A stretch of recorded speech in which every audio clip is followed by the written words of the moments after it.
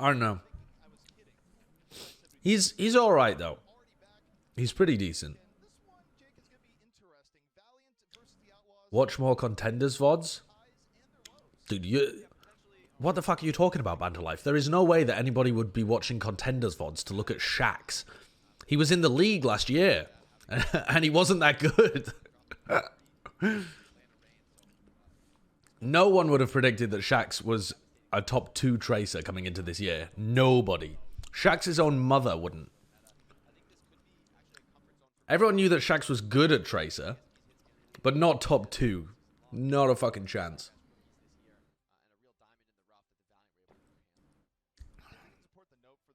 All the APAC teams look better than Valiant, so you were screwed over by the regions. I don't think all the APAC teams look better than Valiant when Valiant are playing at their best, though. When Valiant are able to play that like Tracer Ashe style, particularly with the Zen and the Batiste, they looked like properly. They looked like maybe like a top 5 team in the world at that point. But as soon as that meta disappeared, they looked like very middle of the pack, worse than most of the APAC teams. Who's the other one? Striker.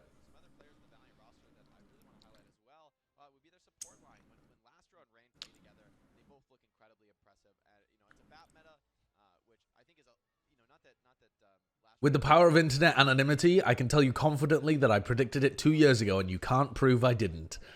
Yeah, well, unless someone has actually written it down somewhere, you get 0 credit for that. I have not watched The Witcher, but I also haven't played the game, and I did want to play the game at some point. It's just the kind of thing where, like, I have a lot of games that I would love to play on stream, but I don't know. Subconsciously, you feel pressured to play the games that get you the most viewership as a streamer. Because part of streaming is the growth as well as the enjoyment of the game, you know? Like, at the end of the day, it is a side job as well. You don't just want to play some game where, like, 2 people would read the books? I'm going to be real with you. I didn't even know it was based on a book series. I thought the entire thing was based on a video game series. I didn't know the video games were based on a book.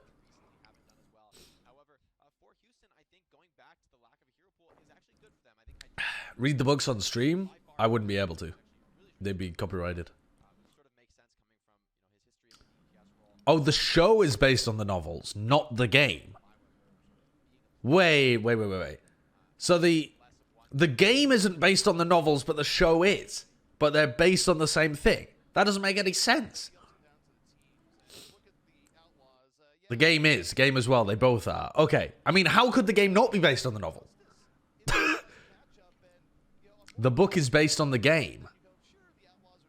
Wait, really?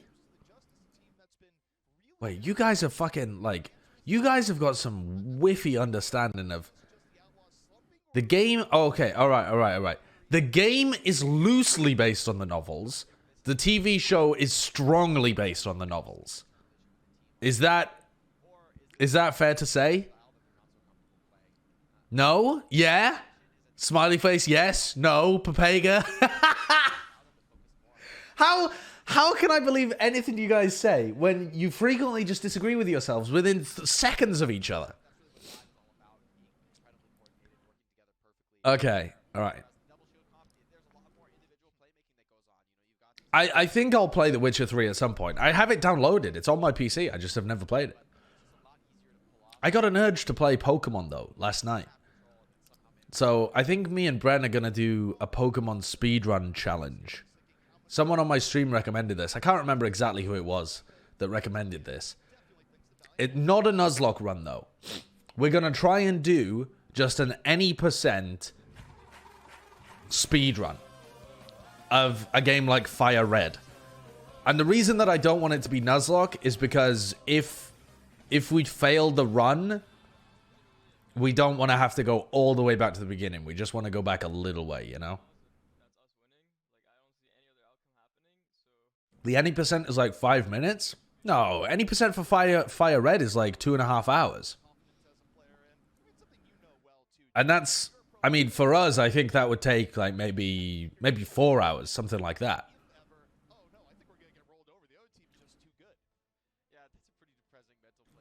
Oh, yeah, I mean, sure, glitchless. Yeah, I mean, we're not going to be doing the glitches. Who the fuck do you think we are? You think we're going to be sitting around... Right, guys, we're not going to be allowed to really look for strats. We're not going to be able to... When me and Bren do speedruns, we had a massive controversy last time because Bren Googled a glitch in Sekiro to be able to get past the Demon of Hatred. There was a massive controversy about that because he turned it from a glitchless run into a glitch. Yeah, Bren literally cheated, Akko. Yes, you're right. Bren cheated. Oh, yeah, he cheated the Corrupted Monk as well, didn't he? You're making me angry about it just remembering. You're making me angry about it just thinking about it. Yeah, he did. He fucking cheated. So, no, whenever I'm talking about speedruns, I mean glitchless. And yes... we would have side challenges during the speed run so that it would drag the thing out as well. So it would be something like the first one to catch a... I don't know. What's even a... the first one to catch an Abra. Or the first one to catch a legendary Pokemon. I mean, the Reggies aren't in that game mode, are they? I'm thinking of Generation 3. But you know what I mean? Like, some kind of side quest that would take you away from the speed run. So we'd have, like, every time... every time someone gets to a gym, the other person has to do a penalty, a punishment of some kind.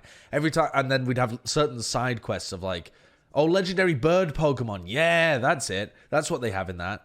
First to evolve a Magikarp. Yeah, some shit like that. Exactly.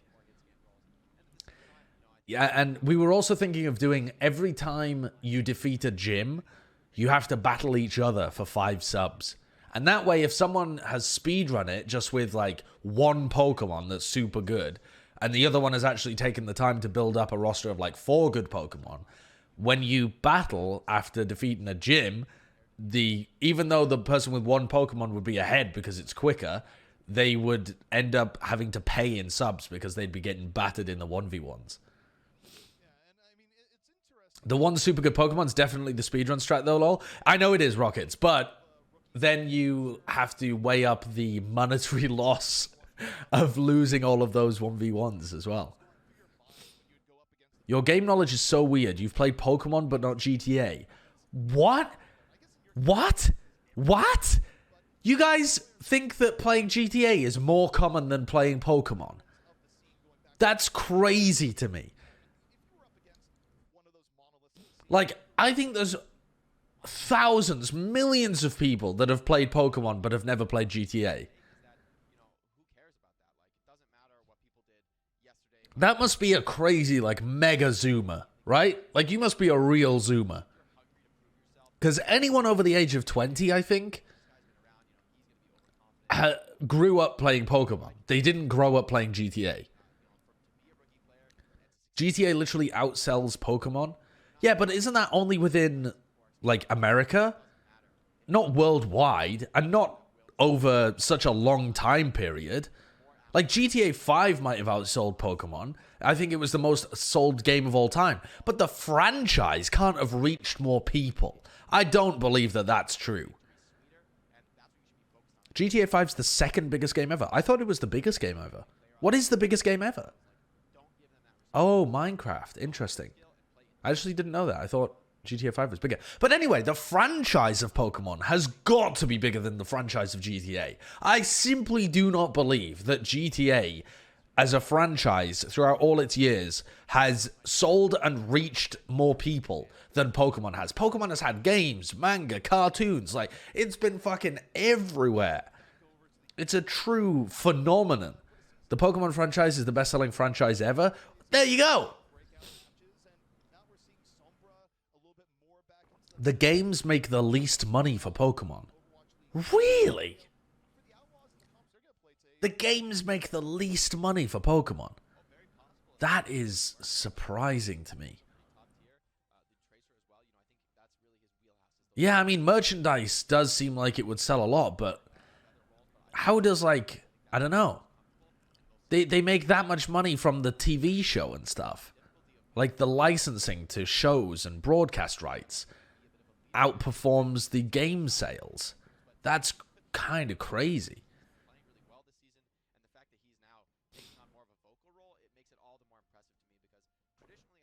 Pokemon's the most profitable IP of all time. Yeah. Holy shit. Oh, Mario is the highest earning game franchise.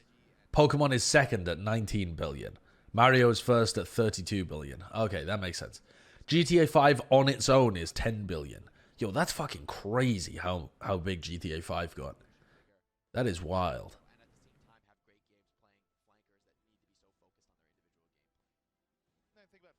The Pokemon pawn rakes in the dough.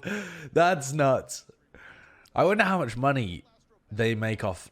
I mean, I wonder how much money they could make off licensing Pokemon pawn. Probably not that much. Probably not that much.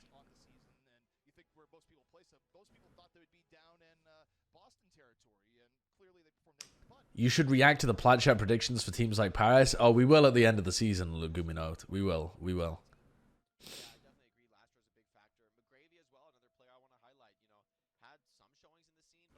I spent so much more money on the trading card game than on the actual game. Oh, yeah. I mean, so did I. Not that I ever bought anything when I was a kid, but my parents spent more on the cards than they ever did on the game itself. I mean, the game, when you buy them, is like, what are they? When they're first released, they used to be like 40 quid, 30 quid back in the day.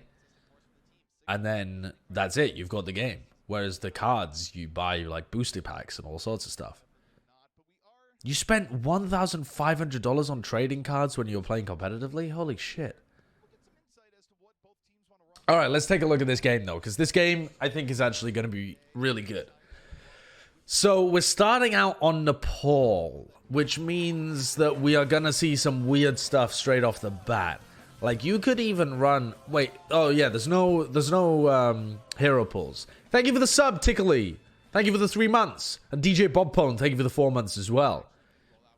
Oh, judge my hot take.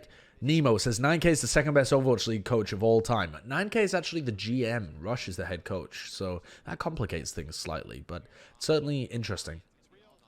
All right, let's take a look at it. So Dante is going to be on the Junkrat here. This is a little similar to like the Mei compositions that you'll frequently see. Wow, he took so much damage early on though from the Pharah. Great counter pick. I wonder if they realized that the Houston Outlaws were going to roll out on this, because the Pharah Ash just demolishes Dante when he tries to run this Junkrat. He took some damage and he just fled back to spawn immediately. That's powerful. The Junkrat team is very dead. Poor Jake.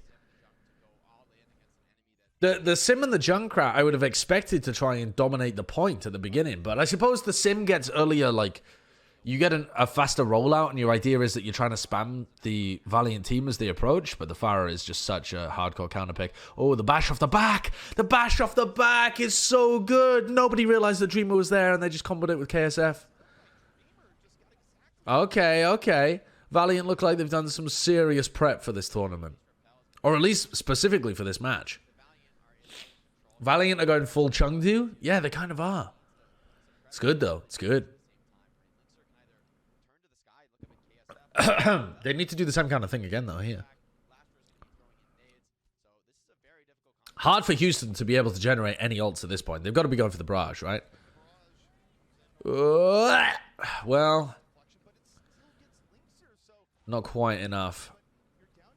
KSP going to be battling this guy on the point. I think that McGravy could have been left to battle the Tracer on the point and instead have... Oh, well, maybe McGravy needed to support the barraging Pharah.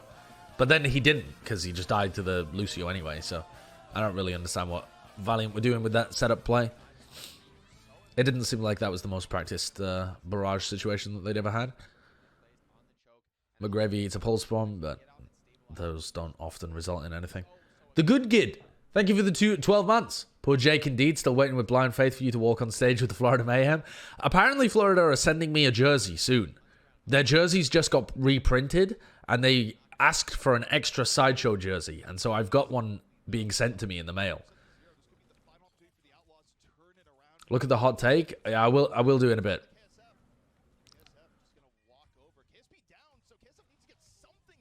Nice.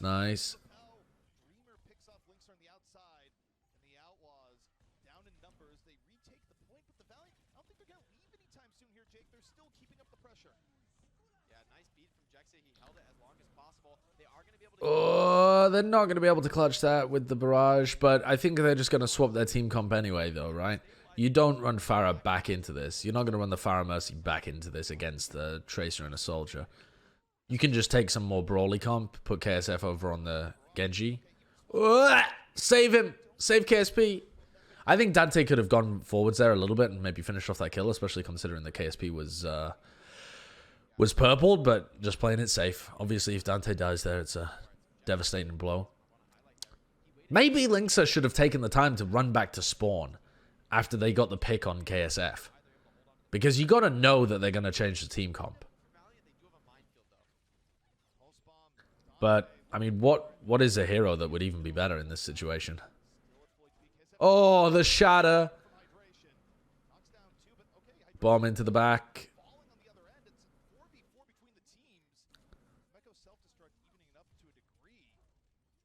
Okay.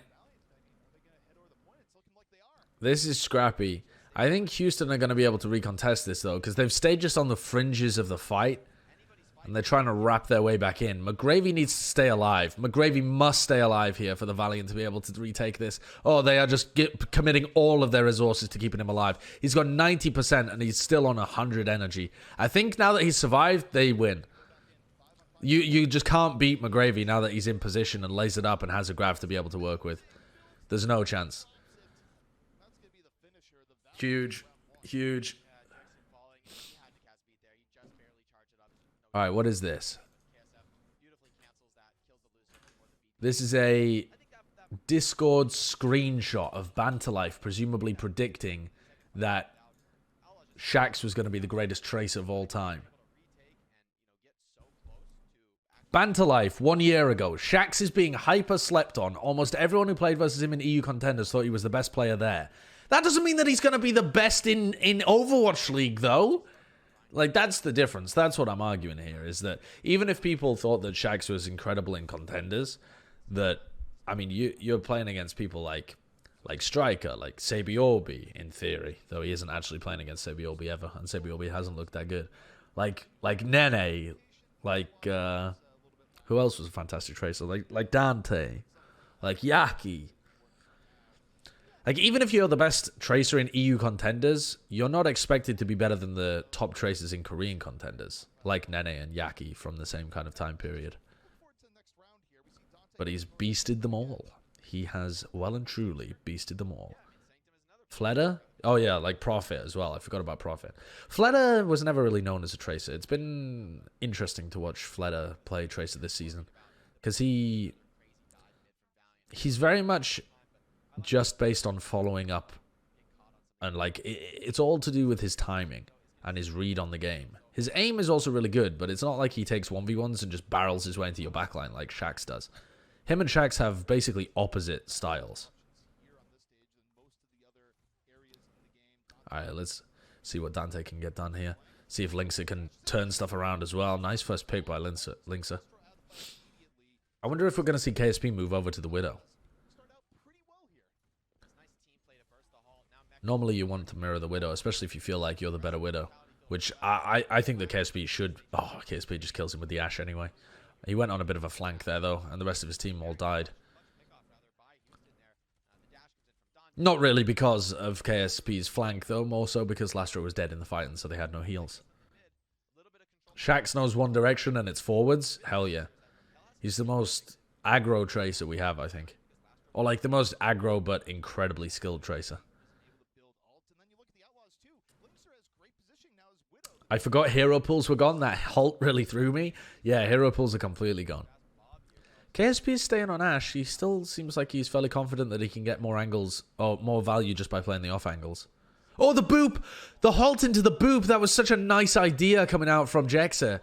Doesn't quite make it happen, but they also did a lot of damage because they booped them out from behind the shield.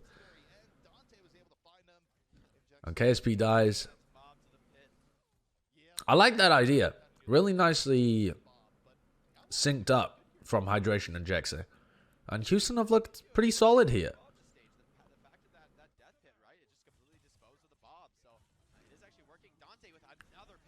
They are finding value out of the Lucio. where you wouldn't normally be able to, I think, but they are struggling to engage. And the Brig only gets value if you're brawling. But Rain is struggling to get any value. Because they just can't get close. They've got to be a little worried about Lynx's Widow, so they can't just charge forwards. They need to set up and, you know, deploy the shields. But then they're getting caught by Hydration's halts and stuff. So, alright, let's see what Jexa can do here again. Are we going to get the same play again? The halt into the boob? Probably. Here we go. Alright, halt. No, halt. Halt's in a weird position. Wasn't in the greatest position. Oh, he still went for it anyway. But, I don't know. Valiant just kind of inted into them there, which is the correct play when you're running the Brig against the Lucio, I think. You lose... You take a lot of damage when you push forwards, but you have to try and get value from your Brig. Otherwise, you just stood there waiting for Jexa to get some kind of set boop on you. Do we get to see the game that you analyze, or do we only get to see your egghead? You only get to see my egghead, unfortunately, because the stuff that I'm analyzing is the intellectual property of the Overwatch League. I mean, having said that, I think if I streamed on YouTube, the Overwatch League would let me use the game itself as well. But maybe I should start doing that, actually. Maybe I should talk to the league about that, actually. I don't know. I feel like a lot of people enjoy watching it on Twitch more, but... No, what the fuck, my Twitch Prime? No, please, no, calm down, what the fuck? No. Okay. You know, you guys seem to be fairly heavily against it.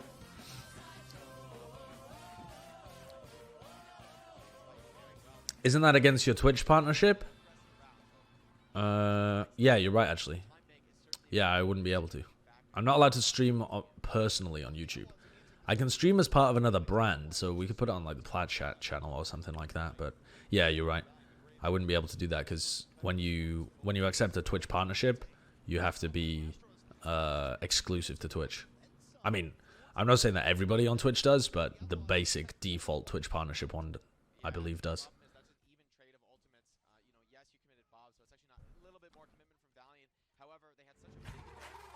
Xerox 1266, thank you for the Twitch Prime. Interestingly, other websites, other streaming platforms don't require exclusivity to monetize. I think it's only like Twitch that does at this point. De Giftsberg, thank you for the 6 months of Prime.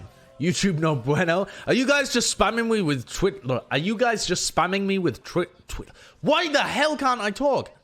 Are you guys just trying to bribe me with Twitch Primes at this point? Prime. Are you guys trying to bribe me with Twitch Primes to stay on YouTube? To stay off YouTube? Jesus Christ.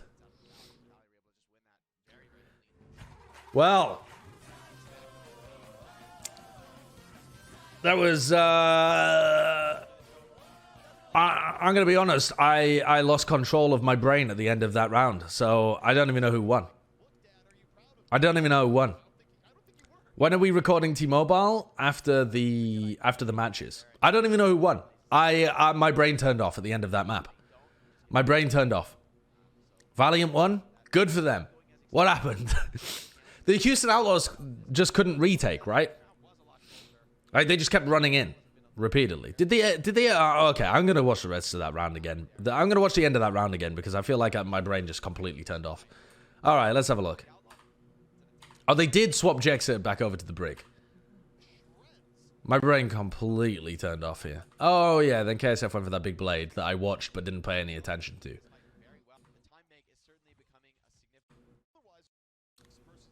They had ults to be able to win this. Oh, they just fucking ran into the window coming out from Lastro, and then it was Final Fight territory, and they'd wasted all their ults. Oh, yeah, that's just a classic. That happens all the time on Sanctum. Wonder Walrus, thank you for the 5 gifted subs. Yeah, I've ruined your sync, but I've fixed it now. Or rather, I haven't fixed it, but I've set it back to live, so there we go. Wonder Walrus, thank you so much for the 5 gifted. Cyanide, thanks for the Twitch Prime as well. And K-Wing Casts. Quing Casts. Thank you for the 2 months. Really happy to be subbed to you for a second month. You inspired me to get into casting a few weeks ago. Nice, Quing. Or K-Wing. Probably K-Wing, given that there's a capital letter on the W. Shellfish Clive. Thanks for the Twitch Prime. Wait, is that Clive from TF2 Clive? Or is that a different Clive? I think he used to go by Shellfish Clive, didn't he? It is! It is! There you go! How's things going, Clive?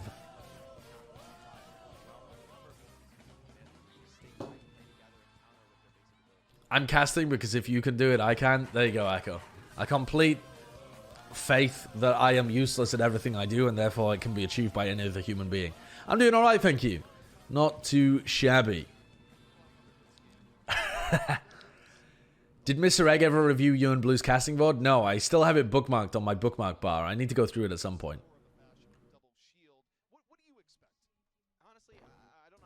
Have you guys noticed that there's no ads today? No ad breaks at all on the Overwatch League?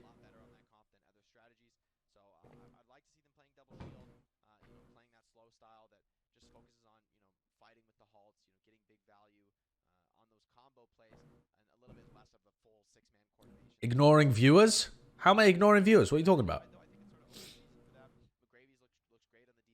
No, they didn't lose all the advertisers. Just trying something new.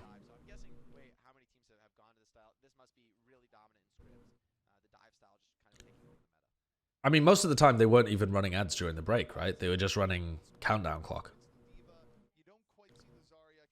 Just ignoring the copy pasta? Oh yeah, I did ignore the copy pasta. Hey Carpe, you're in for King's Row, KDG said to him. Carpe was finishing his 3rd pack of cigarettes on the balcony. So be it, he says. He unwraps his Logitech sealed vacuum chamber and takes his mousepad from the 39-digit safe held at the Comcast bunker. The game starts. 10 kills, 0 deaths. Peace out, bitches, Carpe says as he somehow joins Fuel's TeamSpeak channel. Onigod cries himself to sleep that night. Nice. Nice. Wonderful. Thank you for that. Cool. Very cool. Alright, Houston's attacking with Widow Sombra. Widow Sombra dive. So they really can't do any damage or pressure to the backline at all. They're just playing for picks or EMP. I mean, I know that Dante could do a bit of damage. Like, you can in theory dive with, like, Hydration and Dante, but I don't... Oh, someone needs to peel. Thank you. Thank you. Linksa does get the kill, though, because KSP's been pushed out of position. So that's pretty good. That's pretty nice, but Repeller's died because the Valiant can actually pressure backlines because they have a Genji. The Genji's been hacked, though, so they need to recontest this point, and Dante's getting close to EMP. Oh, the Nano. You're really not going to use the Nano on Dreamer? You're just going to put all your eggs in the Nanoblade basket. Okay. Alright. I thought they might need to use the Nano there on Dreamer just to keep him alive, but that Nanoblade was definitely the right call in hindsight. Good work. Good work for Valiant. Outlaws, though, have got an EMP for this fight. The problem is, once you EMP someone, who's doing the damage? Like, where does the damage come from with the Outlaws comp? If Dante has to translocate away, then they have no damage. Unless they're just relying on Linksa to hit some nasty shots. Hydration has pushed out the backline, though. Oh, but he just feeds. So, I mean... Dreamer's primal in the back. So much more pressure on the backline of the Outlaws. I don't think this comp makes sense from the Outlaws. I think this comp is kind of poo-poo. I'd love to know what the Outlaws thought would happen here, but their backline keeps getting pushed out by Dreamer and KSF. Now Linksa goes Genji with a minute left. I mean, this is fine, though. Oh, where was the peel for KSF? He got hacked. Now the EMP comes through. And now Linksa should be here to do the damage to finish people off. I mean, their tank line actually did enough as well because they had hydration with the primal. The opening kill on KSF was huge, though. Nice play from Dante.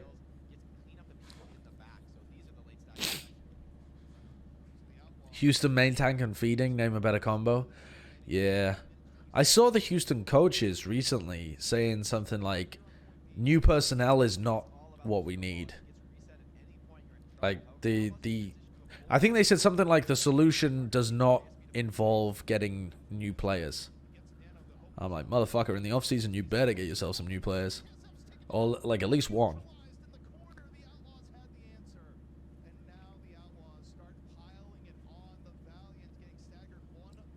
I hope that's just some PR speak for this year, and they still make changes in the offseason. Because if they keep this roster for the offseason, people are going to be pissed.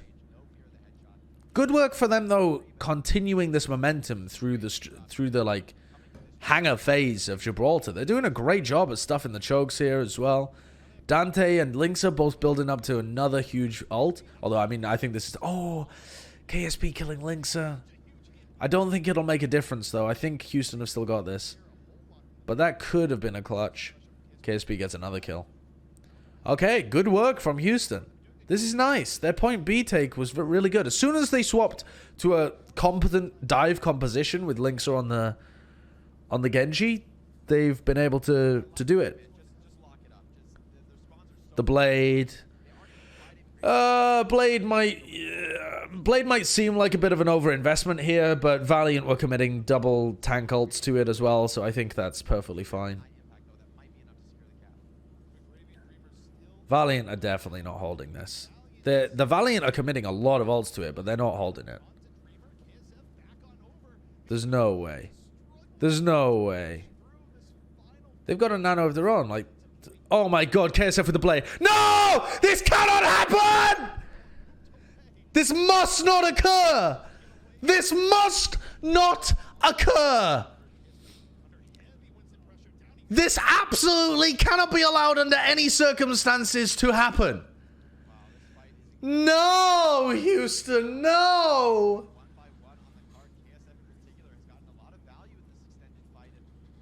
Oh! Oh, what the fuck? Dreamer and McGravy did get a lot of time bought, but still, how did the Valiant build time for KSF to come in and get his blade? How were they unable to kill the backline when they came in? Well, they have another EMP and blade here, so they should still be able to get point B. Outlaws should still be able to get point B.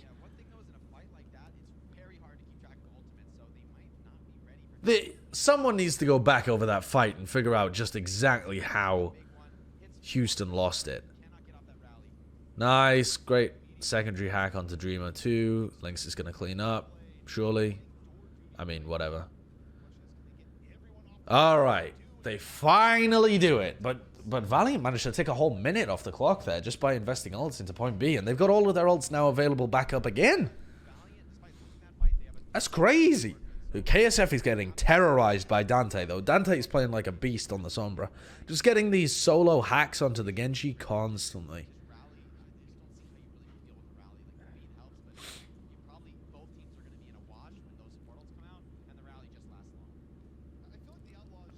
Just rally now? No, I don't think that Valiant should have rallied in the previous fight. Like, rally before the EMP comes out or something? I don't know whether it would have been savable, and I think it's the better play for Valiant to give up point B and then just have all the ults to be able to win this fight. And then you can just hold them in the choke. There is another EMP blade coming up here. This is where Rain needs to use the rally.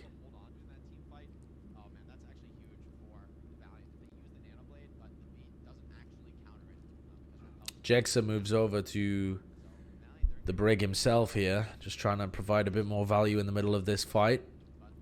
Give a bit of heal into Linksa. Rain is hiding around the corner for this rally to come out. Not that you really need to hide, you just have to pop it. Oh, Rain rallies early with 10 seconds left. This is really nice, actually. Oh, they destroyed the translocator as well. Why weren't Houston looking to push? Why did Houston let themselves be pushed into? Dante EMP'd, but it hit Lastro and KSP. I thought that was a zero-man EMP, honestly. I thought Dante just got onto the point and zero-man EMP'd. Not that he could have done anything else, but why did Houston take so long to initiate themselves? I mean, Valiant played really well. Just rally with 10 seconds left and push into them, but why didn't Houston push before that? I don't know. I don't know. Maybe they wanted to get Nano? Yeah, maybe. I don't know what Repel was even up to, actually. I assumed that they were nowhere near Nano. I think they were only on like 50%, weren't they? You need to grasp hold of the fight there, I think. There's only 2 matches today? Yeah. Fridays only have 2 matches.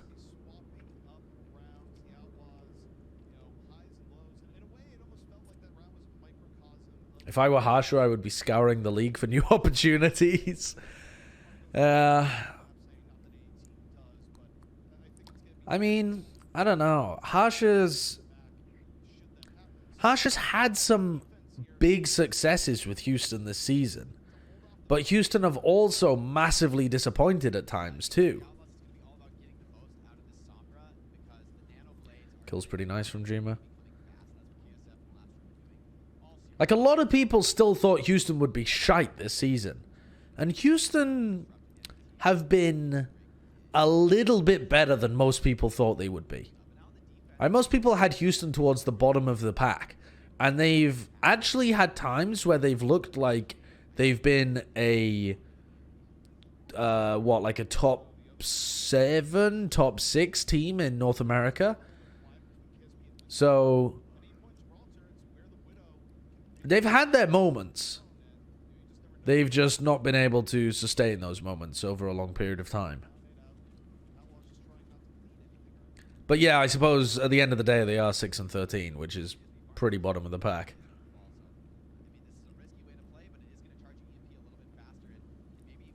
Anyway, all that is to say that I'm not really sure what Harsh's stock is going to be like next season. I mean, I'm assuming that he's going to stick with the Houston Outlaws and try and, you know, make some big moves in the offseason and really try and turn this team around. Because it feels like Houston are just a couple of steps away from being a decent team. And previously, I've never said that before. Houston, to me, have always looked fucking lost. But this season, they seem like they're a couple of steps away from being actually good.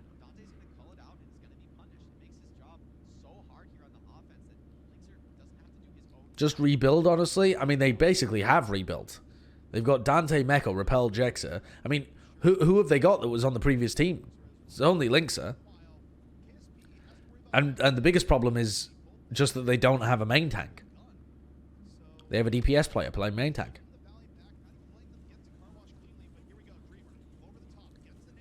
Ooh, nice. Gets the primal. Where's he going? Just trying to hold space with his primal. Push everybody off the low ground. Onto the low ground, sorry. Nice shot from Linkser, though. Oh, another really nice shot from Linkser. Let's go.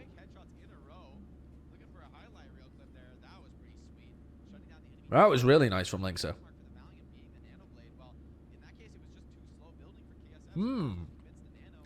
This comp is much better on defense if Linkser hits shots like that. Houston's composition was kind of ass cheeks for attack, but it works really well on defense. If KSP manages to kill Linkser, it all falls to pieces a little bit, but until that happens, Valiant's dives can get contested by the tanks and by Dante, and the EMP can shut down a lot of their attempts to push.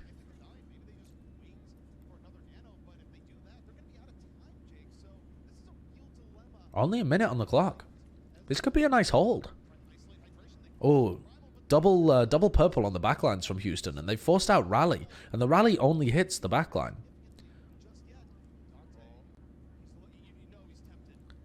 This EMP would be huge. KSF's already dead, though. He doesn't need to invest the EMP. Oh, KSP funds repel. I don't... Actually, that could be huge. Can they still fight this? Yeah, I think they can. I think they can brawl this because KSF is going to get back into the fight. Oh, keep KSP alive. Pop the rally. They can pop the nano onto Dreamer. EMP caught nobody. A literal 0-man EMP coming out from Dante. I think they just put the default hack onto Dreamer afterwards, didn't they? Maybe not. Maybe the EMP did catch Dreamer there. Oh, wait, he's lost him. Nice. Okay, they managed to crack that one open eventually. Oh, wait, Linkser? Linkser's hitting shot. Linkser! What the fuck? Linkser just hits 3 headshots in a row, but the point's already lost. But those were some wild headshots that Linkser just hit. He was jumping downwards and like hit a flick shot onto the brig. Anti-clutch? I mean, kind of, right? Like the exact wrong time to hit those headshots, but... Yeah, I mean, literally useless, but... Still, a display of confidence from Linkser. Maybe that'll fire him up and he'll hit the shots when they actually matter. He toggled too late. Yeah.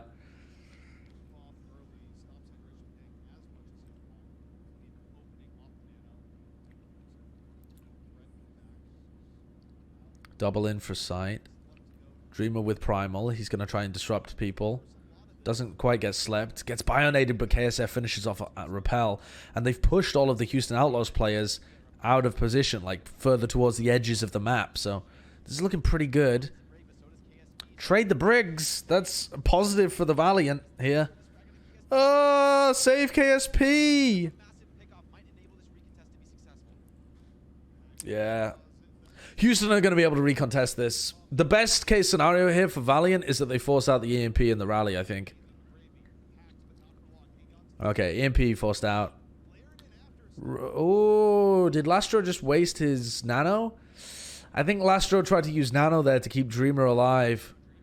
That's unfortunate. It makes sense. Like, the nano makes sense because you're trying to make Jexa use his rally there as well, but... pretty unfortunate from Lastro. Not that it makes too much difference in the grand scheme of things, but you would like the nano to either force out the rally or to save it to have with KSF's blade. Okay. Now you're in a situation where if you're Houston, you gotta have Dante and Linkser come up with the goods. Oh, great kill. Where was McGravy?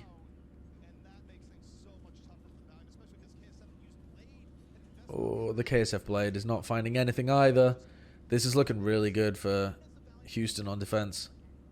This team comp works really nicely on D. You just can't push with it very well.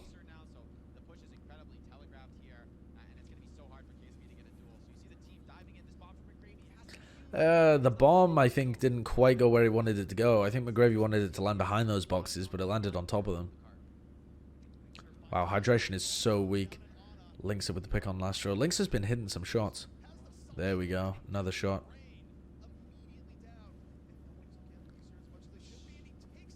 Is it really worth it there to just No! Oh my god, I thought they had C9'd. I mean, they have as well. They're going to lose this fight overall. That's pretty... Wait, no, they haven't lost this. Oh. Yeah, they're going to be able to hold this.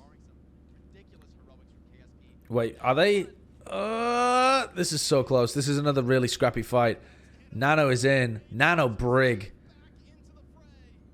Why isn't he just swinging into the whole group? Oh, they C9'd. Oh my fucking god. You are kidding me. You are kidding me. Why is Rain even trying to hunt for kills when he's Nano brig? Why isn't he just trying to put out as much damage as he can on the payload and build up his rally? He can hit like 3 people at a time if he just swings on the payload. Ay, ay, ay. Ay, ay, ay. That's not great from the Valiant. But the Outlaws did a good job of defending there. Linkser hit some nice shots. Nice shots from Linkser. Do I remember Element Mystic's Numbani A Repel Torb defense? Yeah, it was really good. It was a lot of fun to watch. Element Mystic had a load of good holds like that. They had one on Gibraltar as well. Am I going to do another companion stream this week? Yeah, I'll do one for Sunday.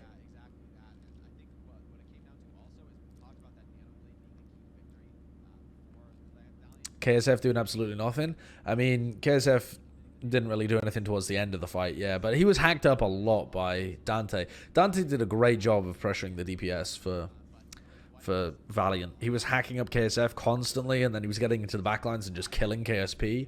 He was a fucking terror. An absolute terror. KSP sniper with Shaq's Tracer is much better.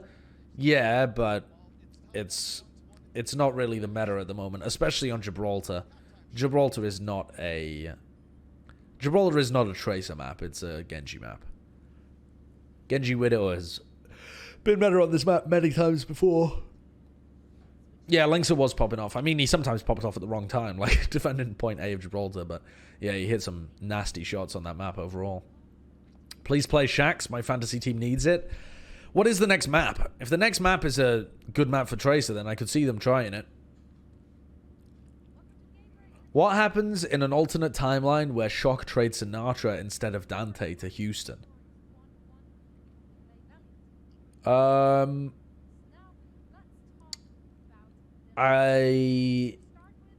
can't even remember when they traded Dante. Did they trade Dante to Outlaws after Shock had gotten good? I think they did, right? It was between season 1 and 2. Was it? I thought it was like a month into season 2. Was it in the off season?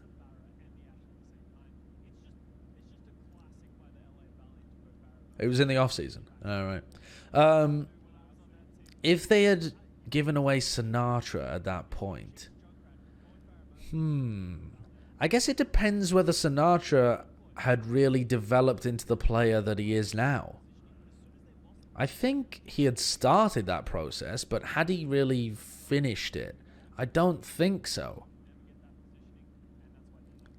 I mean, Houston would have had a more competent Zarya player, so they probably would have been a little better at goads. But I don't know whether Sinatra would have developed in the same way without the tutelage of, you know, Krusty, 9K, and Junkbuck.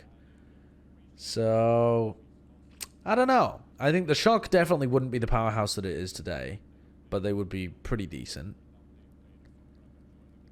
And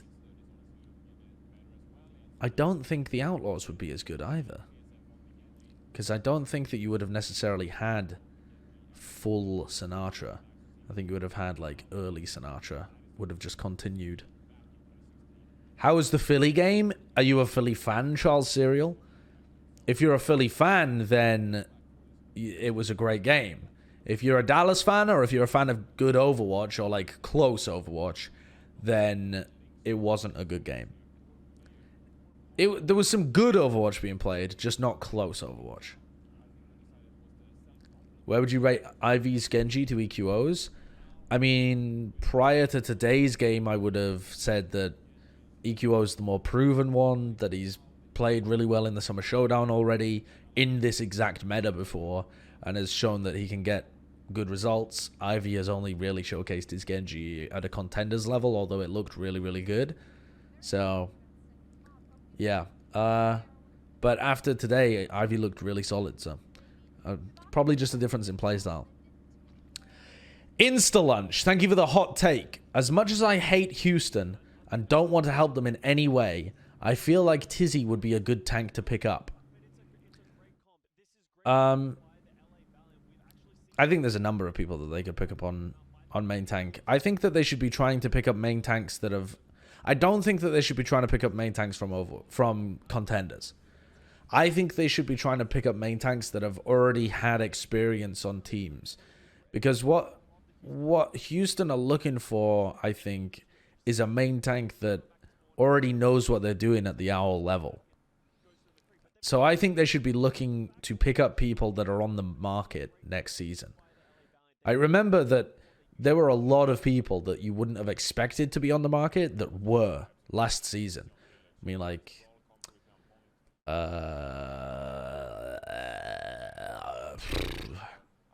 wow, now that I think about it, I can't even think of anybody.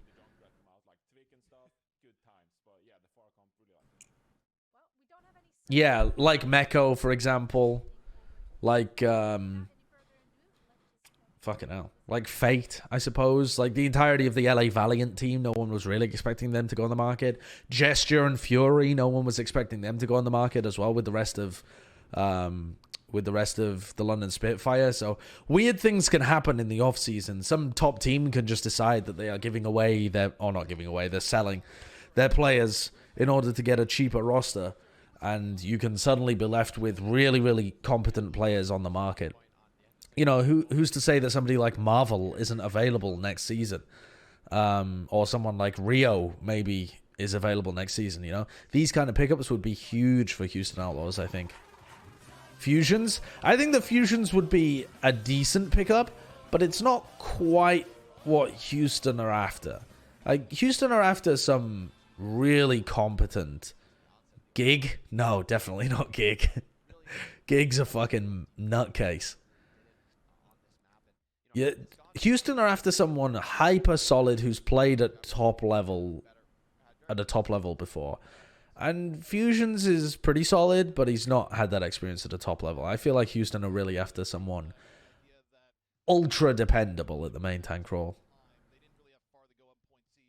Mano? I mean, it's possible that Mano ends up on the chopping block. If New York want to go in a very different direction with their team next year, then who's to say that Mano's position is safe on New York?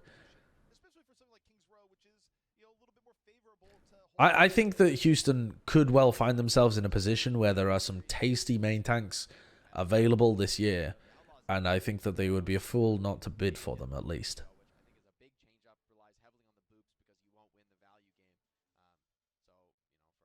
Actually, Super? Dude, no. No. I don't think that Super would play for Houston. I don't think Super would enjoy playing for Houston. I don't think that...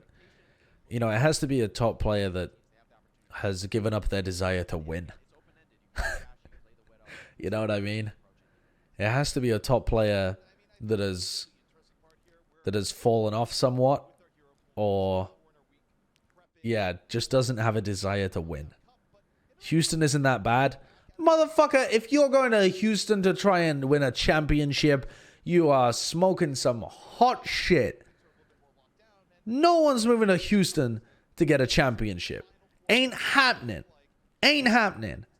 You're after somebody like Meko, who has left the top roster and whose stock is still pretty high. You know they're a great player, but they're not looking to move to another elite level team and win a championship on that team. What's the point replacing hydration with Super? I thought the point was to get rid of the DPS player playing main tank. That's true. Super is now a DPS player, so that wouldn't really help, would it? All right, let's take a look at King's Row. KSP with a very early amount of damage, but he's been hooked in, and he doesn't have his coach gun available because he got greedy and tried to re-peek into Hotel. And he didn't realize that they were pushing him.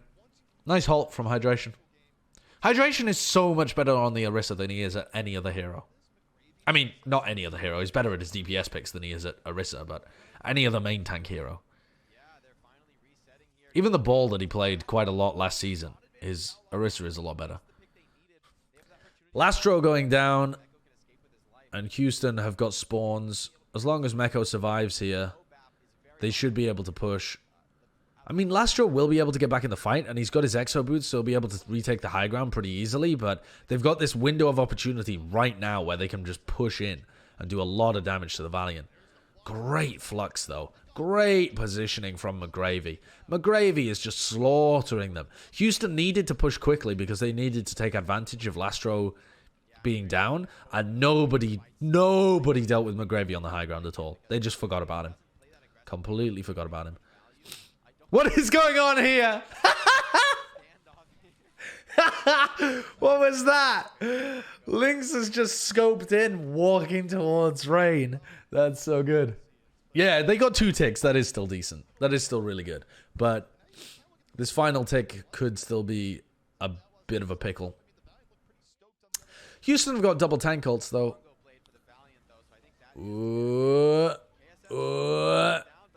Nice. The Blongo? The Blade Bongo. Valiant pushed forward a little too deep there. But nice. Nice from Houston. They dealt with it pretty well. They peeled effectively for KSF. Or rather, they peeled KSF away effectively. I'm interested to see Dante playing the Genji. Dante's obviously been fantastic on the Tracer so far this year, and he's been fantastic on the Sombra. We've seen a little bit of him playing the Genji, but not that much. If Dante's got a great Genji that he can pull out, that definitely edges them ahead of the Valiant. Because they don't have to turn their roster around to be able to play the Genji Ashe or the Tracer Ashe. I mean, I'm not even sure whether Tracer Ashe is going to get played at all. I feel like people have finally succumbed to playing Genji Ashe everywhere, but all of the maps that Valiant and Houston have played so far have been very Genji. Very good for Genji. You know, Gibraltar, Kings Row, these are all amazing Genji maps. At least they are now. They never used to be good for... Kings Row never used to be good for Genji, but now that Genji's a brawler, it is a very good map for Genji Ashe. Luigi, thank you for the Twitch Prime. Thank you very much. Eccentric Mudkip, thank you for the 20 months as well 5 minutes ago. I am doing very well. I am doing well. No, they're not playing with the new Genji nerfs, no.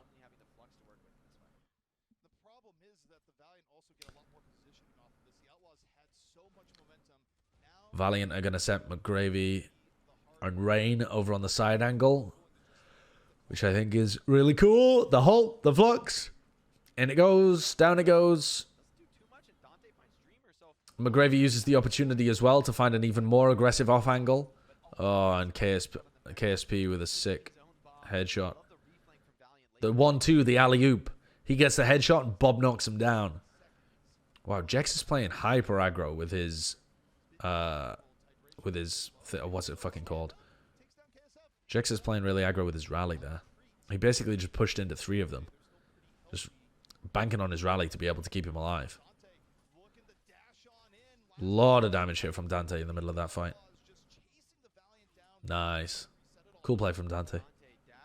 Dante's such a sick player, man. He's so good. Even though Houston have got Meko on their team, I still think Dante's their best player. I was talking actually to Harsher a while back, and he said that he thinks Meko is their best player. That was a while back. It was a couple of months ago when they were still, in my opinion, struggling to integrate Meko into the lineup, or struggling to, you know, integrate the rest of the lineup to Meko. But yeah, he at that point thought that Meko was their best player. I'd be interested to ask him again, actually, because even though I think Meko is sick, I think Dante's been their best player this season. Jexe? Bro, I mean, I don't know whether you're saying Jexe as in, what the fuck is Jexe doing? But I don't think Jexe is the best player. No way. Not even close. Jexe is pretty decent, but he's not their best player. He just pops up in the kill feed quite a lot.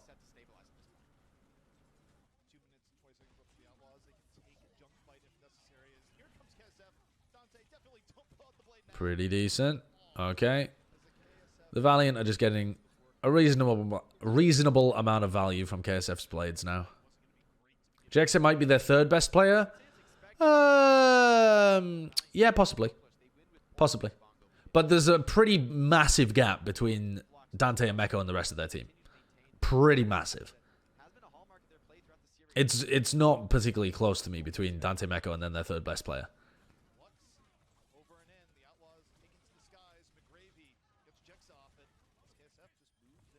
And I think 3rd best occasionally changes based on the comp or the map and stuff like that. Linkster's looked good this season. Linkster's looked okay. I mean, the problem with Linkster is that he is super streaky. And when he hits things, who the fuck is called Caleb? Oh shit, that's McGravy's name. I forgot his name was Caleb. I think I've only ever called him McGravy. I don't think I've ever referred to McGravy by his first name.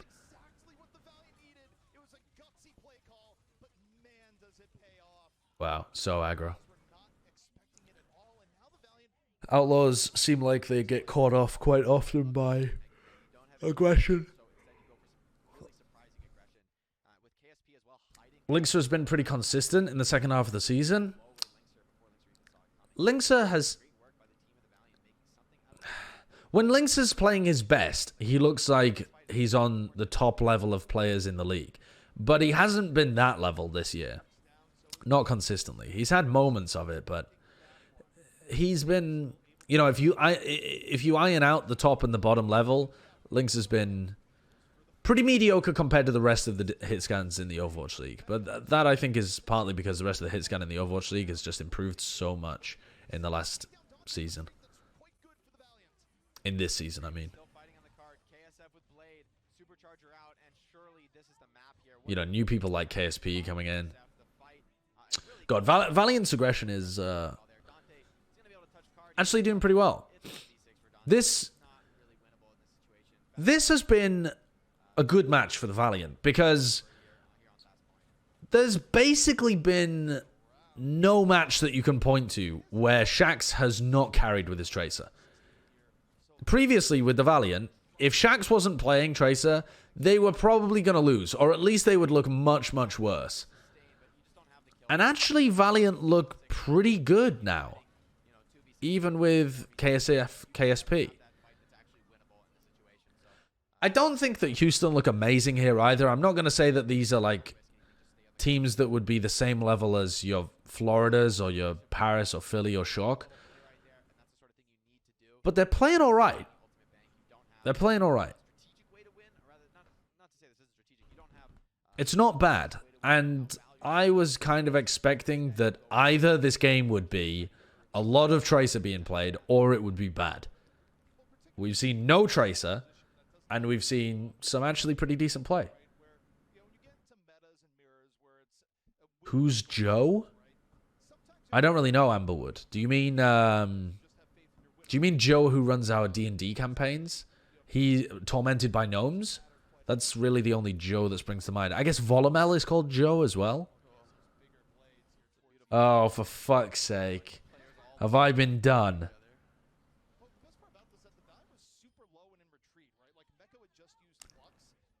Joe Mama.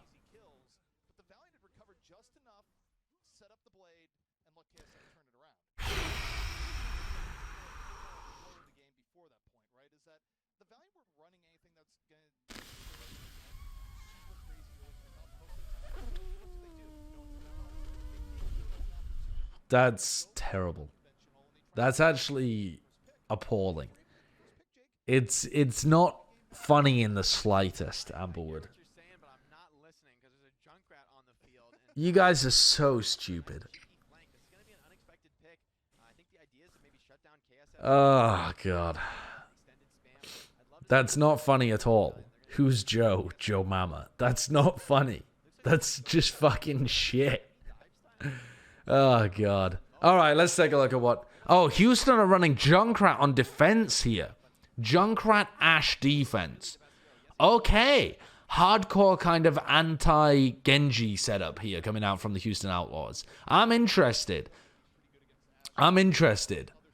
Dante's going to be able to take severe control over the hotel and force people to push in around the sides. McGravy's running the Diva to try and eat some of the spam. But the Diva can't eat... Oh my God, Dante giving him the business. That's good.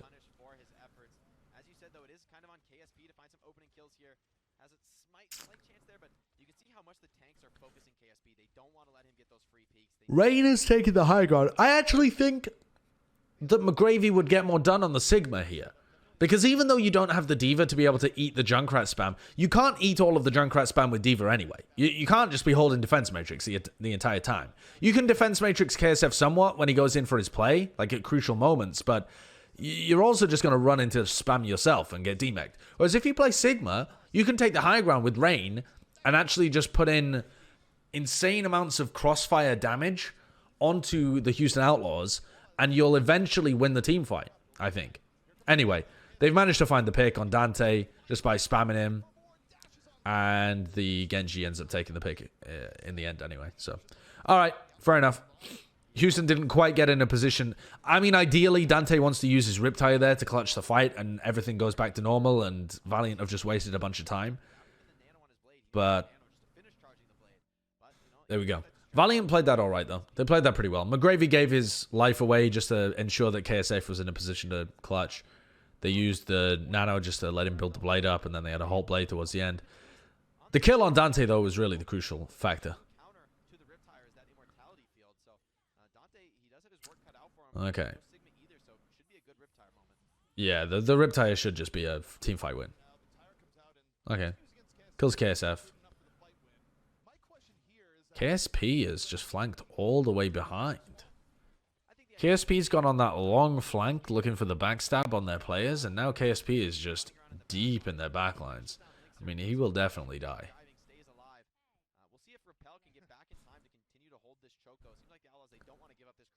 Do I have Ligma? Bro, you're going to have to try harder than that to get me on the Ligma. That's some old school shit. That joke has been dead for 1,000 years.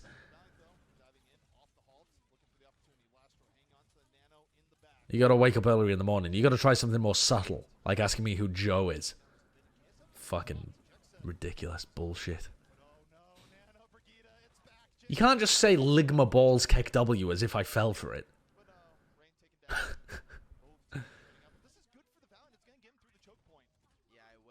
Would you rather have a pound of bricks or a matter baby? That's so stupid as well. That's so stupid. I'm not going to ask you what one of those is. I'm not going to ask you what's a matter baby. Because that would be stupid. That would set you up for the response. What's a pound of bricks? Yeah, that's the correct answer to that. Nothing. What's the matter with you? Yeah. Real funny. Real incredible wit being displayed here by my chat. Alright, Dante has a big tire to be able to stop this. Here, huge tire should come out to deny this blade, surely. Big tire from Dante. Oh! Did it get destroyed? What happened to it? I missed it. What happened to it? Where'd it go? Did it just do damage to people? I didn't even see it. I mean, they're still going to win the team fight. I guess he exploded it, and maybe Dreamer used Fortify to survive it. I don't really know what happened. Rain is just... What the fuck is Rain going to do here? Nothing. I heard when your head is bald, it smells like up dog. What is bald? Shut the fuck up, chat. Stop trying to bait me with these things. I already know most of these. I got baited by the Joe one because I do content with a guy called Joe that people might not be familiar with. So I was looking to, you know, tell people who Joe Carathas was. Carathas? I actually don't know how to pronounce his surname. Yeah, he needs his team to win a fight. I know all of these. I know the listen, I'm not even going to say them. I'm not even going to say them because it just provides opportunities for you to meme on me. Dante is doing a lot of work here with the junk. I wouldn't have really thought about people running Junkrat, but it's working.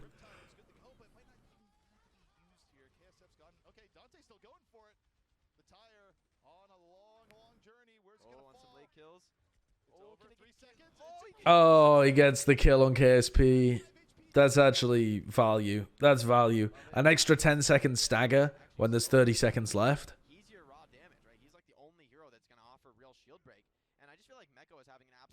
I think that McGravy should be playing the Sigma.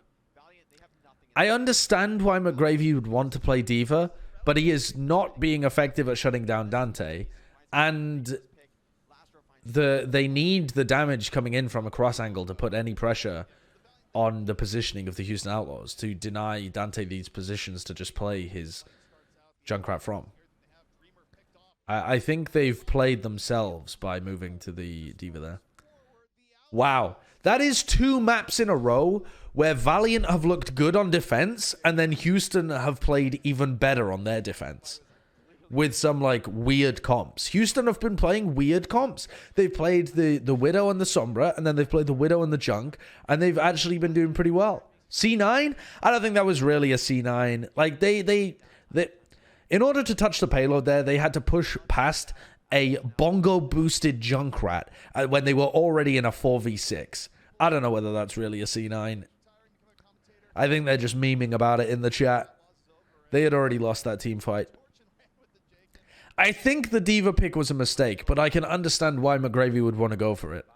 I think unless you're running hardcore dive, the D.Va just doesn't get enough value in a longer fight.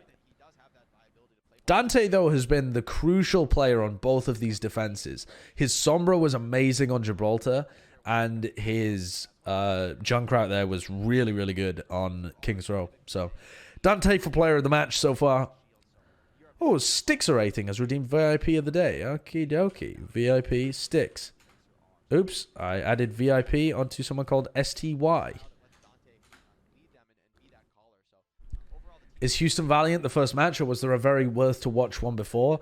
It wasn't worth watching, honestly. It was the Philadelphia Fusion destroying the Dallas Fuel. It was kind of interesting in that Philly looked different. Philly were running different players. They started off running Ivy and Hisu for the first two maps, with Ivy playing the majority of the Genji. In fact, Ivy played all of the Genji throughout the series. And then they played Alarm a lot on the Ana, on Ilios, and on... Wait, what the fuck was map 2? Why can't I remember map 2? Was it Gibraltar? I can't remember. No, Ivy is not a rookie. Ivy played last year. He played for the Toronto Defiant, and he played Brig and Zarya. And he was okay. He wasn't amazing, but he was okay. Are you planning to go to... Shut up. Shut up.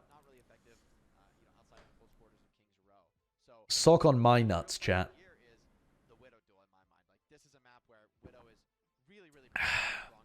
Ivy Zarya was nasty. It was pretty good. I mean, it wasn't top 5, though, was it? Have you seen those weird Omen ads on Twitch about how gamers have some superior genetics? What? Bro, if there's a group of humans that has inferior genetics, I might be pointing to the gamers. And I know that's very offensive. I feel like it's only justifiable because I am a gamer, but I don't know.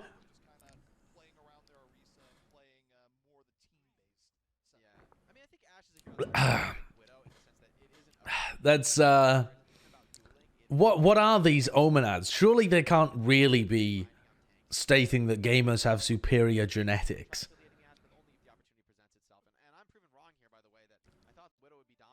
I'm a muscle-bound freak. Check yourself. Hey, fair enough. Maybe I'm just projecting. I have bad genetics.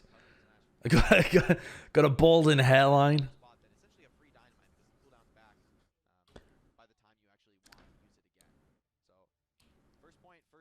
Link the ad? Yeah, link the ad. I'll watch it. I mean, someone's got to be watching ads today, right? The Overwatch League has cut them all out. Hairline? Yeah, I know. I mean, I'm bald at the moment, but I guess I can't complain about my... All of these memes about my hairline and my forehead are just going to sound so stupid if I stay bald for the rest of my life. Linksa with the kill on Lastro. I couldn't even tell that he hit that shot. I think the observers were going back into third person. It looked really weird. Oh, KSF kills Linksa and Dante? Dude, if KSF just resets himself there, Linksa and Dante are going to have slower respawns a little bit. I think Valiant will at least be able to get in through the choke for free. Okay, what is this? All right. Here's the...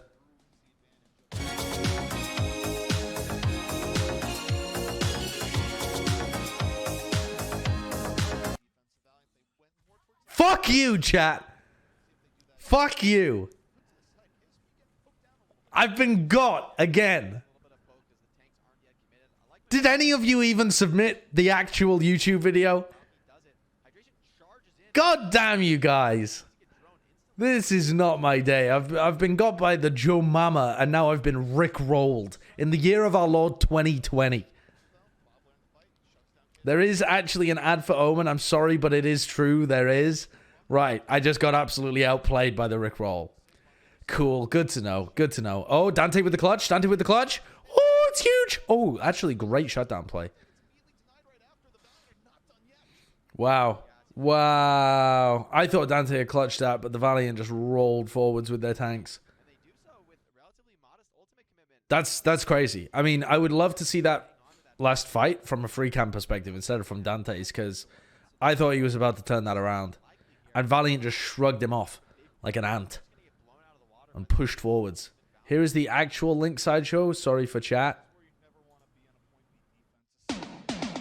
No! That had a different URL. That had a different URL. The other URL ends in CXQ. I didn't realize there was another one. Bro, I'm never opening links from chat ever again. You've ruined things for yourself here, chat. You've ruined things for yourself. Oh wow, Valiant have just snowballed into this final fight with all of their ults. They've destroyed. If only they were playing on the experimental mode. How much more fair it would have been for the Houston fans. Well, looks like we're going to map 5. I mean, I don't want to call it too early because the Houston Outlaws have been pretty good on the previous 2 maps with specific strats, but that was always on defense, and they just got rolled on defense, so I don't know. Not meme, I promise. I don't trust any of you guys anymore. Don't trust any of you guys. Nope. No, I'm not clicking on any links. This is like the boy who... No, this is like boy who cried wolf. This is like the boy who cried wolf. I ain't trusting any of you guys. Nope, I'm not trusting you. It just ain't happening. All right. Let me mouse over. Let me mouse over. Oh, it actually is an Omen ad. It actually is. Oh. Okay. What the fuck is this? Gamers, you are smarter, sharper, and just generally better humans. Now, the world needs you. Here at the Peak Humanity Procreation Facility.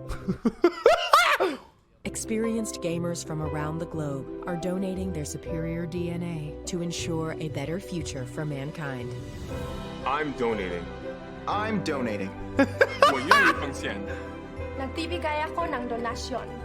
Our world needs my eggs. I have powerful swims. They can be yours. He's making us a perfecto baby. A little gamer baby. Transcend humanity through gaming.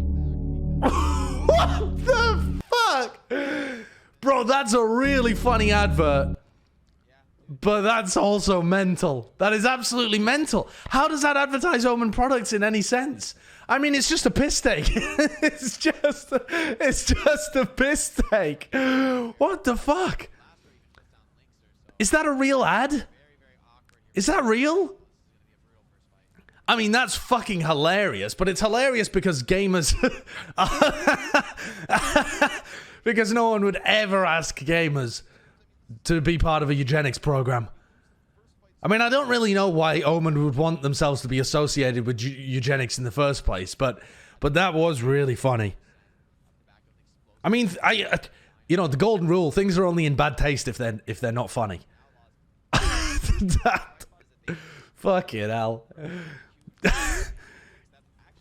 God, that was so perfectly done, actually. It was so serious. And yet, obviously, a parody. It looks like it's trying to be viral advertising. Yeah, I suppose so. Hell, I actually enjoyed it. I thought it would be mega cringe, but it wasn't. It was just really funny.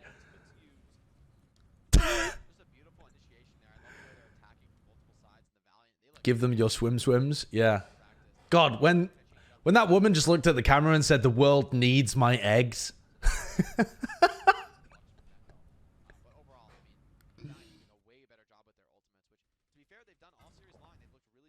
Oh, fucking hell. All right.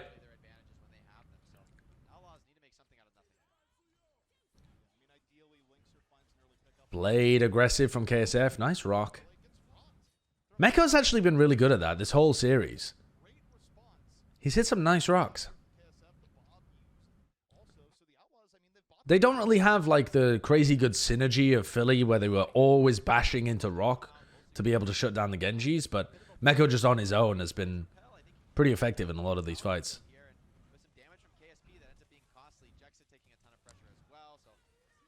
Ooh. KSP's died, but McGravy and KSF just combining for so much damage with that nice off angle that no one dealt with. And Houston are finding it very difficult to go toe-to-toe here with... I think both of these teams are a little less comfortable playing the Genji, but Valiant are definitely more comfortable with just the default fights. Houston have won their maps by playing interesting, creative compositions that Valiant have failed to deal with. That's how they've taken this to a 5th map. Nice. Huge amount of damage. Ooh! Yep, okay, KSF still gets out. He's going to try and pressure Linksa here as well, I think. Oh, maybe not. I think KSF thought Linksa would take the high ground there. Alright, Blade comes out. Oh, wow. Dreamer melted. Even though he had his Fortify, he melted. Alright, Dante actually failed to hit all of those shots. He was swinging at the same time as double jumping, and he didn't hit any of those shots on McGravy. Are they going to be able to recontest this? I think the Valiant are going to be able to recontest this because Dante failed to kill McGravy with the Blade. Oh my god, this is going to be one of those shocking team fights where Houston look like they should win and they just crumble. Yeah, they just get destroyed. Oh, Lord almighty. How can the Outlaws be so disappointing at times, you know? They're just going to get full held here, completely full held. There's no chance. There's a second ad that's worse. I don't believe you guys. I don't believe you guys. I'm not clicking that link. There's no way there's a second ad that nobody mentioned that you guys have just stumbled upon on YouTube whilst the entire day you've been trying to get me with these fucking dumb memes. This is going to be... I don't know. What else is that video going to be? What else do you video people with? There is? No, there isn't. No, there isn't. No, there is no second ad. It's not a Rickroll, I'll tell you that. It's going to be something else. It's going to be something else. I don't know what it is, but it'll be something else. Billy Mays 6661. Thanks for the 2 months. Thank you very much. What other dumb videos do people send to each other? Like the fucking, like the gnome video from a couple of years ago. Was it actually? It's not a Rickroll. Was it actually the gnome video? Yeah, I know you guys. I know you guys. I know exactly what you're going for. All right, they're going to a 5th map. Who do you guys think is going to win the 5th map? I think the Valiant have been better with their default comp. Like the mirror comps. Me, smiley face? Shut up. You're not competing here. I'm asking between the Valiant and the Outlaws. Make a poll? Good idea. Let's make a poll. New poll. Who win? What is map 5? What the hell? I just said Valorant. Valiant Outlaws. There we go. Start poll. Here we go. New poll. I think the Valiant are favored unless Outlaws have some kind of niche comp that they can run. What is the map? I don't know. I don't know what the 5th map is. I wasn't looking at the map screen when they last showed it. Outlaws don't win map 5s. That is absolutely true.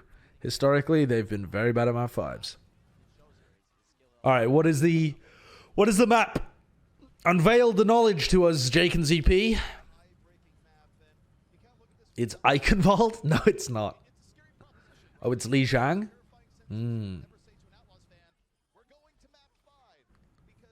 Lijiang. Well, Dante can definitely run the Junkrat on Control Center. It's really powerful there. And you can try and run some, like...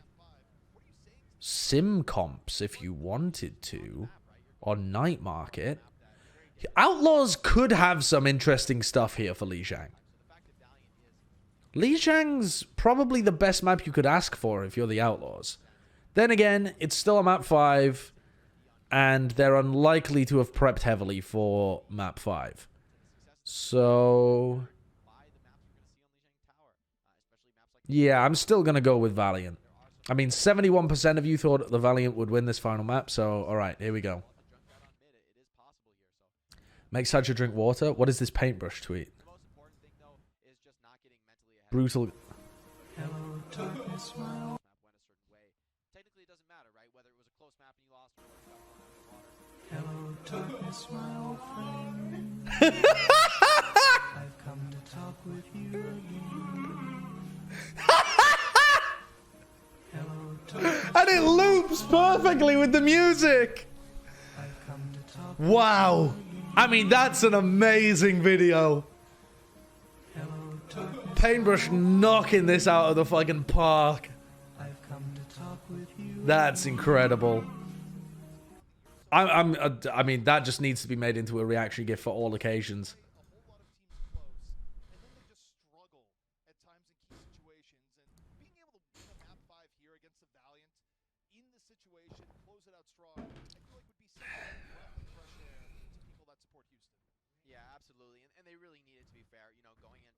Who do I think will be the USA DPS this year? I mean, I don't think there's going to be a World Cup this year because COVID. So you can't get all the people from different regions in one place, and you can't play a World Cup online. But I think Platchat will do our own World Cup, like Fantasy World Cup, in the off season at some point. So we'll go through that. All right, let's take a look. So we're going to start out on Control Center, where Dante is again going to be running the Junkrat. Sim Junkrat on both sides. McGravy on the Sigma. Immortality Field popped really early here for the Valiant. A lot of space given. KSF dies really early on as well. This should be just an easy win for the Outlaws. And Dante has his tire available for the next fight as well.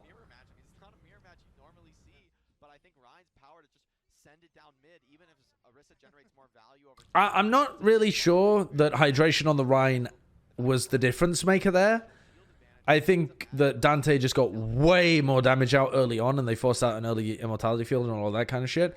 But I think hydration on the Rhine definitely helped. They've got a TP. Both teams have got a TP set up.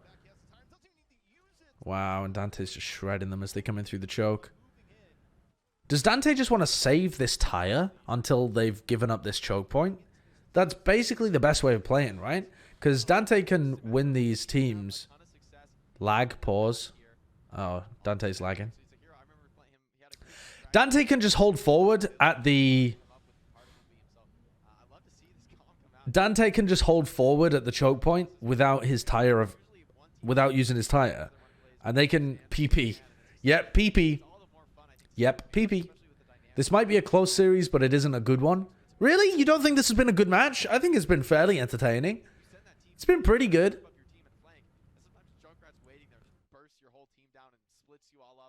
Sex big PP. I just mean not close. What do you mean not close? This has been a really close series. Both these teams are equally bad. I think there's a lot of bad teams in North America. I mean, there's a lot of bad teams everywhere, actually, because a lot of the APAC teams were bad as well recently. There's a lot of bad teams in this meta, and I think these are actually two teams that aren't that bad. I think both of these teams are at, you know, like, both of these teams are vying for the 5th place in North America, I think. Wasn't Valiant supposed to be good? I mean, Valiant are supposed to be really good if you can play Tracer. Valiant look alright playing the Genji. They don't look anywhere near as good as when Shaxx can play the Tracer, but they look pretty good. I mean, who would these teams lose to? They might lose to Dallas, but I'm not sure that I would predict Dallas against any of these either of these teams in this meta. And I think they would... Only other teams that they would lose to are Mayhem and the top 3 teams. So, I don't know. I feel like these teams are actually You know? Doing all right. Yeah, Dante uses his tire once he falls back, but Lastro manages to kill it through the wall. Through the window, sorry. Dante's going to die here, and the Valiant retake the point. I assume that that's also just a factor of the lag. That's a little unfortunate for Houston. Because otherwise I feel like Houston were in a great position to be able to defend this. So that's a bit... that seems like a bit unlucky for Houston. Ooh! These are cookies? Kinda. I don't know. I haven't Oh, tried them yet. so what? It's like oatmeal, banana, and chocolate chip. Oh my god.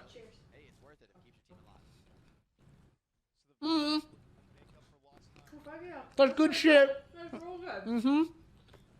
All right. It's like a mix between a granola bar and a cookie. It's like a soft granola bar. Yeah, and all the sugar is just from the banana. Damn, it's good. Damn, that's good. Mmm. Mmm. Do you want some chat? Pretty good for You guys want some cookie? healthy baking.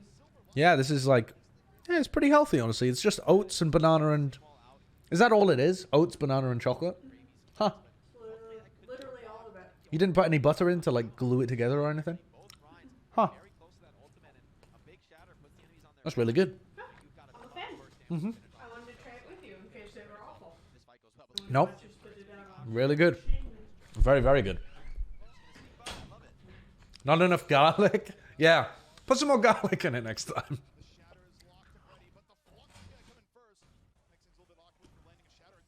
KSB's killed Dante.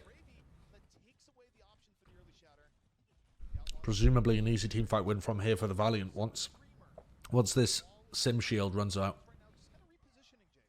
Oh, McGravy's deep in the backline though. Counter Shadow on Dreamer. Oh, huge tire from KSP. Huge tire from KSP. That's enormous. That's enormous. I didn't realize that McGravy was stuck behind. So I thought it would just be an easy teamfight win. Dreamer went to save McGravy, and they end up trading 2 for 1. Dreamer just doing his best, but that tire really saved them. Oh, and Meko dies early as well. Trying to challenge the flank on his own. Dante could save this. If Dante gets a huge rip tire, he could definitely still save this. What the fuck is Dreamer doing? Just pinning into their backline. Pushing them off the point. What an absolute chadlord. The 2K! Not doable. Not doable. Still not doable. Yep. Houston are going to lose. Okay, chat. I want to rewind a little bit. Not now. I'm not going to do it now. But at the end of this match, I want to rewind and look at when Houston paused, came out of the pause, and lost control of the point. Because that was the crucial team fight. And if they lost because they were lagging, that is really, really unlucky for Houston. Really unlucky. Because Houston were in a great position to win this round, and then they paused, came out of it, and they lost the point, even though Dante had his rip tire up. So I didn't really catch what happened exactly, but if the lag had a large factor on how they lost that, that's just super unfortunate, because they needed to win that. I mean, they could have just lost the team fight on their own. All right, Houston are running Sim and Sombra. Sim Sombra. That's really strange because your Sim has no help from their DPS partner. And so your Sim's just going to die immediately. Oh, KSF! He doesn't kill Repel!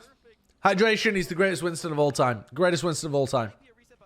Have I ever said that Hydration was a bad Winston? Nope, don't think so. Don't think so. Greatest Peel Winston of all time. Oh, Lord Almighty.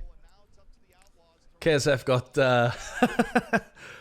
he got his toy taken away from him.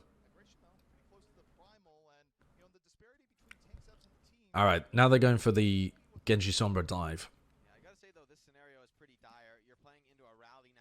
Not fun for the Outlaws. They really need a good hack onto KSF or a fast EMP. Otherwise, this is super hard. KSP is on Tracer here. to try and counter the dive. Oh, Ryan is out on an island. Ryan? Rain is out on an island.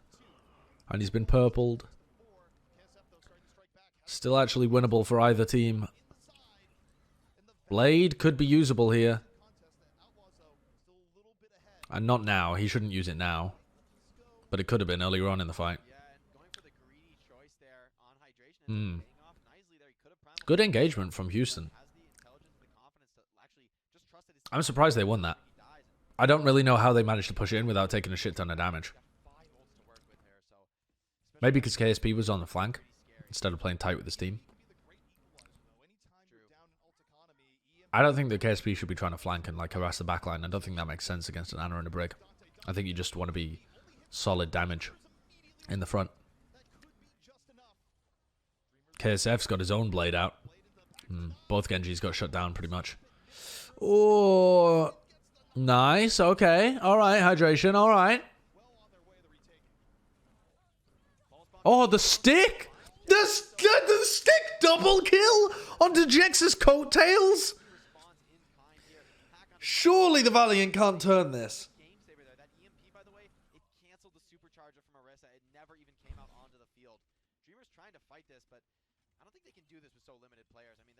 They're going to push in. They're going to push in here.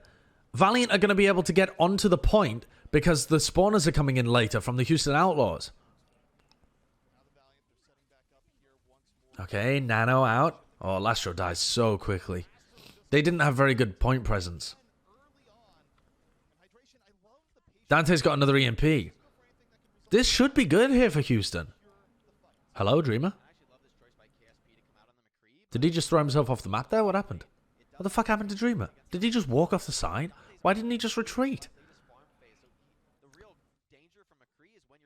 Why did he reset, though? I mean, the whole of his team was backing off. Oh, he was near the point. He was on that side of the river. Oh, I thought he was with the rest of his team on the other side.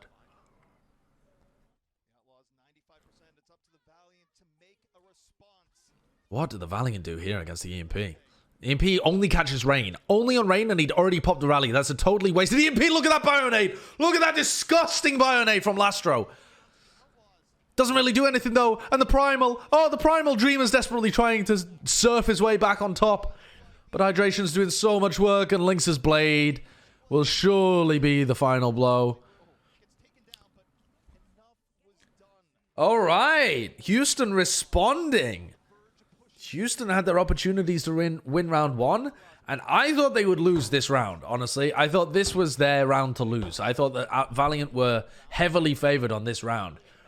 But KSP couldn't find very much value with long-range hit scan against Dante on the Sombra, and Dante again proves himself to be the power player for the Outlaws.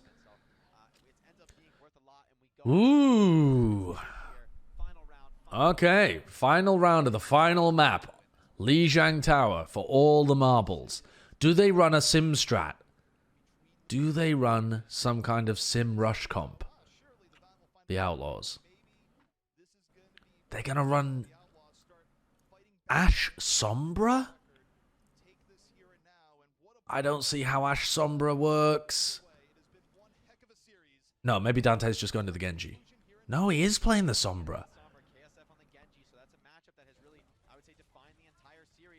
I don't see how that works on this point.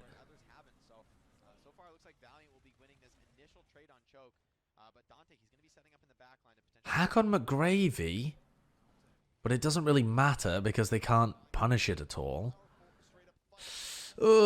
This is a very passive team comp from the Outlaws. But Dante's managed to flank and combines with the damage coming out from Meko. Bro, why is no one looking at Dante in the back? He's doing more than if he was on Tracer. He's just playing it like he's a Tracer, just flanking and killing their backline and no one's even looking at him. That's outrageous. Outrageous that Dante's allowed to get that much value. Oh my god.